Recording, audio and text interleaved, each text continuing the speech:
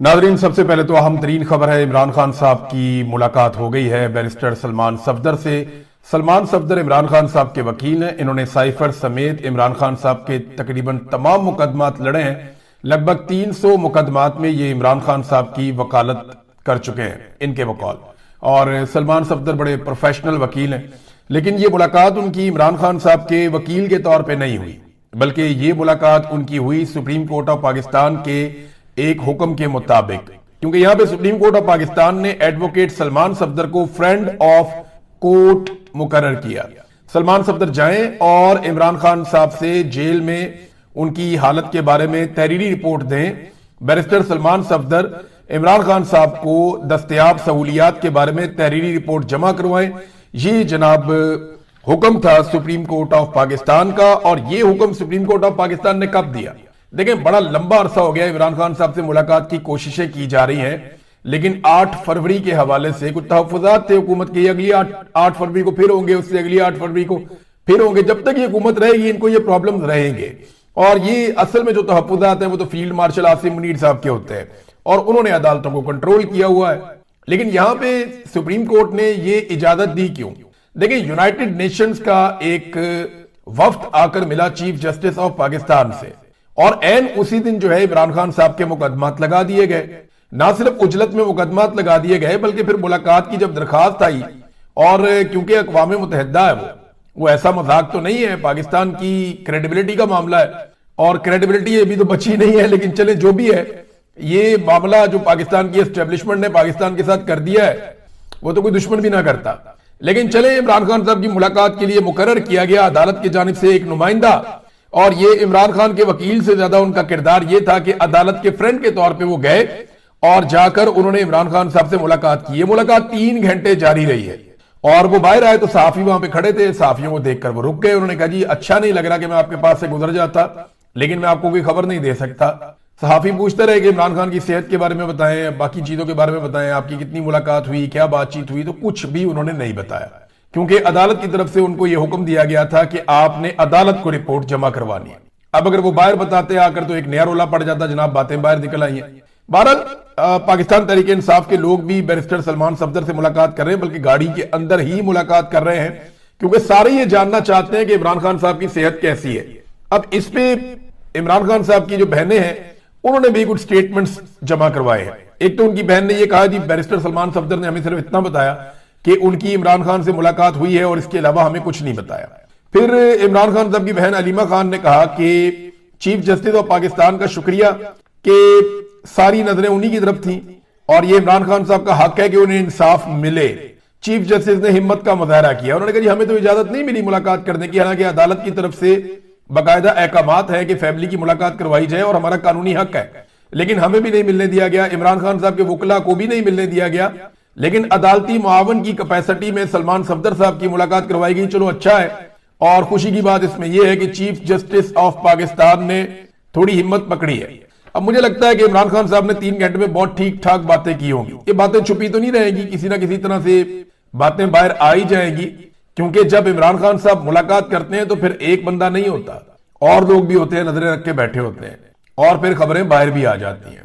ऐसा नहीं है कि खाली सलमान सफदर नहीं सुना जो इमरान खान साहब ने कहा, वो और भी कान हैं जो ये बातें सुनते हैं, और वो फिर कानों से बातें बाहर आ भी जाती हैं। दीवारों के भी कान होते हैं, बाकी आप लोग खुद समझदार हैं। ये बड़ी जल्दी चीजें सामने आ जाएंगी और आपको पता चल जाएगा। बहरहाल कंटेनर तैयार हो गया है खैबर पख्तूनख्वा में। ये है जी डेवलपमेंट। एक खैबर पख्तूनख्वा में एक कंटेनर तैयार हुआ। इस कंटेनर के बाहर वाली साइड पे लिखा हुआ है आजादी या मौत। और ये वो बात है जो इमरान खान साहब ने अडियाला जेल के अंदर कही थी कि या तो हमें मौत या हमें आजादी। और जब तक आप ये नजरिया नहीं अपना लेते तब तक आप हकीकी आजादी हासिल नहीं कर सकते। अब ये कंटेनर जाएगा कहां पे, ये है बड़ा सवाल।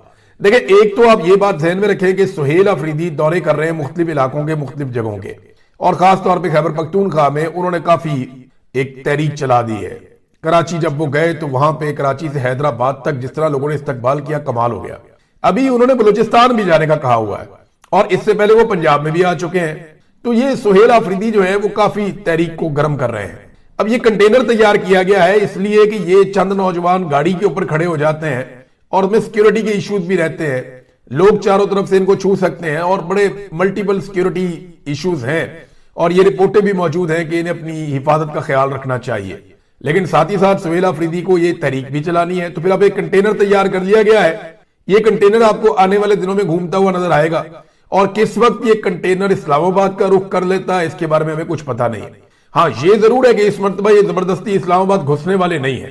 जो बातें डिस्कस हो रही हैं, क्योंकि अभी तो ऑप्शन है ना जिनके ऊपर ये लोग गौर कर रहे हैं, उनमें एक ऑप्शन ये भी है कि बहुत बड़ी तादाद में नौजवानों को इकट्ठा किया जाए, और ऐसे नौजवानों को इकट्ठा किया जाए जो लंबी ड्यूटी दे सके।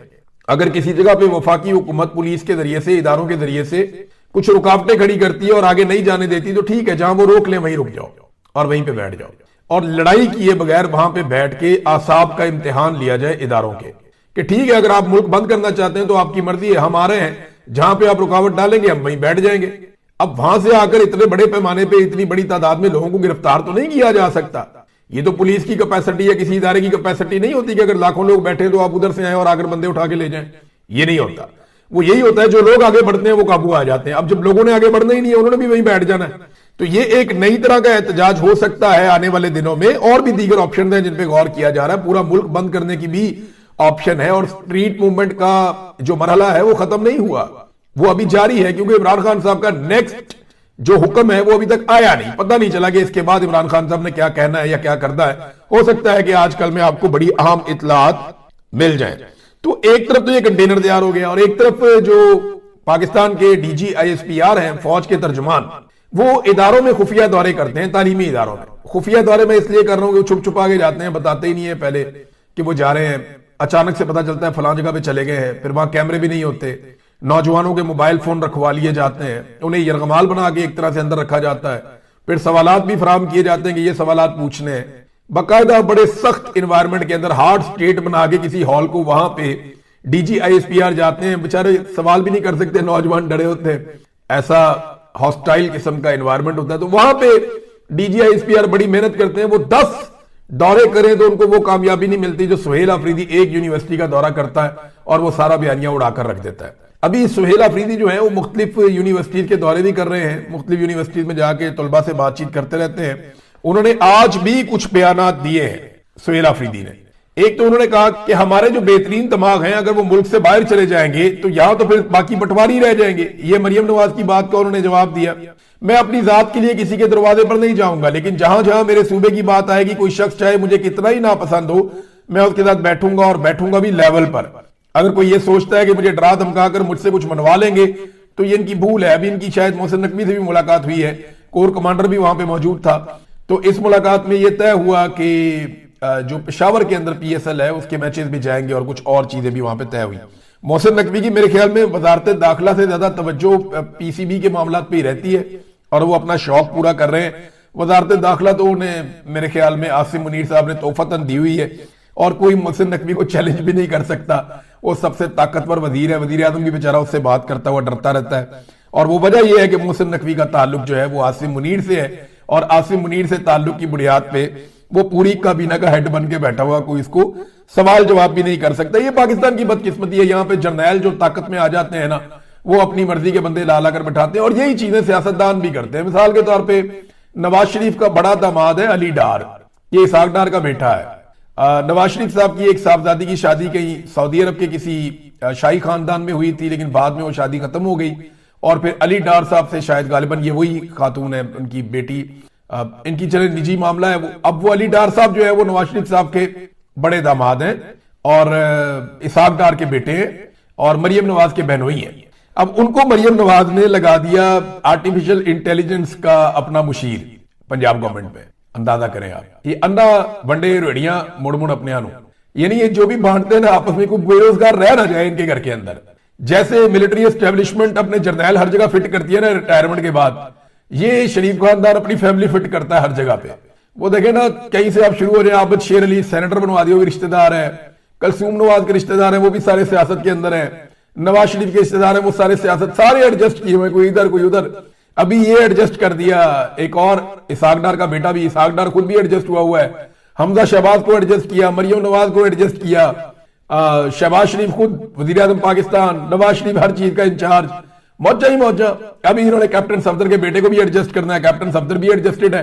तो ये जनाब पूरा का पूरा टब्बर जो है ना वो एक साथ इक्तदार में आता है। और अब आर्टिफिशियल इंटेलिजेंस में, अच्छा इसमें शहबाज शरीफ ने ना $1 अरब का इसका बजट भी रख दिया है। शहबाज शरीफ ने $1 अरब का इसका बजट रखा कि 2030 तक हमने इसमें खर्च कर दिया। और साथ ही नवाज शरीफ का दामाद अली डार मरियम नवाज का आर्टिफिशियल इंटेलिजेंस का मुशीर लग गया। तो ये जनाब जो देते हैं ना वो आपस में एक दूसरे को ही देते हैं, किसी और को कुछ नहीं देते। यास्मीन राशिद साहिबा के हवाले से नादरीन खबर है और ये अफसोसनाक खबर है, वो मैं आपको बाद में देता हूं, लेकिन वज़ीर आला खैबर पख्तूनख्वा की बात हो रही थी तो सुहेल अफरीदी को 2 दिन में गिरफ्तार करके अदालत में पेश किया जाए। ये अब्बास शाह हैं, इस्लामाबाद की मकामी अदालत के जज, उन्होंने हुक्म दे दिया। मामला क्या है, रियासती इदारों पर गुमराहकुन इल्जामात और साख मुतासिर करने का केस क्या था। सुहेल अफरीदी ने बताया था और ये इससे पहले खबरें चल चुकी हैं, खैबर पख्तूनख्वा में बहुत सारे लोग जानते हैं, वादी तीरा में, सराउंडिंग में, वजीरिस्तान में लोग जानते हैं। वो ये कहते हैं कि जहां पे मसाजिद या मदारस थे उनके अंदर फौज चली गई और उन्होंने जाके वहां पे कंट्रोल कर लिया। अब ये वहां अंदर गए तो ये जूतों समेत भी अंदर चले गए, ये भी शिकायत वहां पे मुकामी लोगों ने की। सुहेल अफरीदी ने वही बात की। और फिर कुत्ता अंदर जाने के मामले के ऊपर जब लोगों ने तहफ्फुजात का इजहार किया तो इस पे लोगों को यह कहा गया कि तुम और ये कुत्ता एक बराबर हो। ये बात सुहेल अफरीदी ने कर दी थी। उसके बाद सुहेल अफरीदी के ऊपर मुकदमा हो गया और अब जज साहब कहते हैं जनाब 2 दिन के अंदर इसको लाकर पेश करो। अब मामला क्या है, मामला यह है कि सुहेल अफरीदी ने क्लेम किया कि आम शहरियों को कुत्ता कहा गया वहां पे मौजूद फौजी अफसर की जानिब से। इस पे मुकदमा हो गया। ओ भाई ये कुत्ता तो डीजी ISPR ने वज़ीर आला खैबर पख्तूनख्वा को टीवी के ऊपर कह दिया है पूरी दुनिया के सामने। ये जो कुत्ते का लकब है ये डीजी ISPR ने, गाली वाला लफ्ज है, नहीं कहना चाहिए था, लेकिन डीजी ISPR ने यही लफ्ज, यानी वो तो छुप छुपा के बात हुई थी ना कि जनाब किसी जगह पे ये बात हुई, एक बंदे ने सुनी, फिर दूसरे ने, फिर तीसरे ने, फिर चौथे ने, और करते कराते बात का बाद पतंगड़ भी बन जाता है। लेकिन सुहेल अफरीदी ने जो फैक्ट बताया वो बहुत सारे और लोग भी कहते हैं। अब जाके वहां पे आप बजाय इंक्वायरी करने के आपने मुकदमा कर दिया, उसके ऊपर कहते हैं गिरफ्तार करके पेश करो, इदारों के खिलाफ बोलता है, साख को नुकसान पहुंचाता है। तो डीजी ISPR ने जब कुत्ते का लफ्ज इस्तेमाल किया तो किसके लिए किया, और क्या उनका यह लफ्ज इस्तेमाल करने से इदारे की साख को नुकसान नहीं पहुंचा? अगर किसी और ने यह बता दिया कि उन्होंने यह लफ्ज इस्तेमाल किया तो इदारे की साख को नुकसान पहुंच गया। ये बहुत हैरत होती है मुझे कि ये पाकिस्तान की अदालतें भी बात को समझती नहीं है। डॉक्टर यास्मीन राशिद साहिबा की तबीयत ठीक नहीं है नादरीन, वो बीमार है। और ये बात फलक जावेद साहिबा आई थी अदालत में पेशी पर, उन्होंने ये बात बताई कि उनकी तबीयत ठीक नहीं है, उन्हें 2 मरतबा अस्पताल ले जाना था लेकिन उन्हें नहीं जाने दिया गया। वो कैंसर सर्वाइवर है और यास्मीन राशिद साहिबा के साथ ये जुल्म, ये अब देखें भुगतना पड़ेगा नवाज शरीफ को, और नवाज शरीफ की शक्ल पे नजर आ रहा है। जो नवाज शरीफ मैंने देखा चंद दिन पहले, मुझे वाकई तकलीफ हुई कि यार ये क्या बना के रख दिया इस आदमी का। 2 साल पहले जब बरतानिया से नवाज शरीफ आया था वो मुख्तलिफ था, वो ठीक था, उसके चेहरे पे फिर भी थोड़ी सी रौनक थी। ये नवाज शरीफ तो एक इबरत का निशान बना हुआ है। इक्तदार होने के बावजूद क्या शक्ल, क्या हालत बनी हुई थी मियां साहब की, और किस तरह का अजीबोगरीब, ऐसा लग रहा था ब्रांड का एक इश्तिहार बना के भेज दिया है। और लोग मजाक उड़ा रहे हैं, बहुत अजीब अजीब बातें कर रहे हैं। मैं वो बातें करना भी नहीं चाहता, लेकिन मियां साहब को खुद अपनी हालत पे रहम करना चाहिए।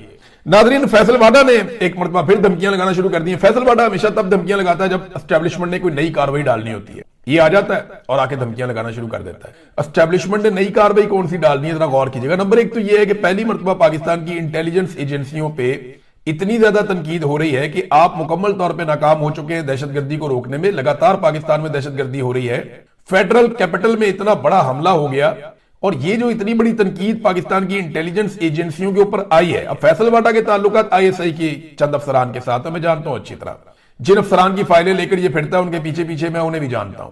तो ये फैसल वाडा बेचारा जो है, इसको लॉन्च किया जाता है हर मुश्किल वक्त में। अब ये तवज्जो भटकाने के लिए आया कि एजेंसियों पर तनकीद हो रही है, मामला बदल दो। वो कभी कहता है जी 5000 सियासतदान मार दो, 500। फैसल वाडा को कोई बोले कि आप 50 सियासतदानों की लिस्ट लिख कर दे दो जिनको आप चाहते हो कि मारा जाए, या सबसे पहले किसको मारा जाए ये बता दो, पहले 5 सियासतदानों के नाम ले लो। ये आदमी 5 सियासतदानों के नाम नहीं ले सकता, इतनी जरूरत नहीं है, और 500 बंदे मारने की ये बात करता है। बहरहाल अब ये धमकियां लगा रहा है कि जनाब हम सियासतदानों को भी गाड़ देंगे और दहशतगर्दों को भी गाड़ देंगे, और जो बात करेगा ऑपरेशन के खिलाफ उसको भी गाड़ देंगे। ये अजीबोगरीब किस्म की बातें करता है, बहुत अजीबोगरीब किस्म की। बोर्ड ऑफ पीस का मामला भी है ना, ये जो बोर्ड ऑफ पीस का मामला है जहां पे शहबाज शरीफ जा रहा है वजीर आजम पाकिस्तान, ये मामला भी बड़ा सीरियस है। देखिए इसके ऊपर एक गैलप पीके का जो सर्वे एक दिया गया, ये कोई इंटरनेशनल वो वाला गैलप नहीं है,